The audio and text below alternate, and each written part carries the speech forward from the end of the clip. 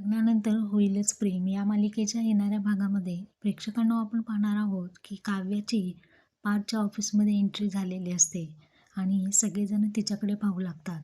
रम्या क्लायंटसमोर तिच्या प्रोजेक्टचं प्रेझेंटेशन करत असते. ती आणि पार्थ एका टीममध्ये असतात. त्यांनी नाव दिलेलं असतं सिक्सर. त्या प्रोजेक्टला नाव दिलेलं असतं सिक्सर. रम्या सांगत असते की आम्ही अशा प्रकारची घरं बांधून देऊ ज्यामध्ये 6 क्वालिटीच्या सर्व काही फॅसिलिटीज अवेलेबल असतील. ते क्लायंट इम्प्रेस होत नाहीत. क्लायंट म्हणतात हे सगळं ऑलरेडी अवेलेबल आहे. बाकीचे लोकं हेच करत आहेत मार्केटमध्ये. मग तुमच्यामध्ये असं वेगळं असं काय आहे? तुम्ही याची जबाबदारी कोण घेणार? तेव्हा काव्या म्हणते मी तयार आहे. पार्थ देशमुखांची जबाबदारी घ्यायला आणि त्यांच्या प्रोजेक्टची सुद्धा. आता पार्थसुद्धा तिच्याकडे पाहून हसतो आणि म्हणतो ठीक आहे. काव्या पार्थ देशमुख तर कशा पद्धतीने तुम्ही तुमच्या प्रोजेक्टमध्ये नवीन इम्प्लिमेंटेशन करणार आहात? तर ते आपल्याला उद्याच्या भागामध्ये नक्की पाहायला मिळेल.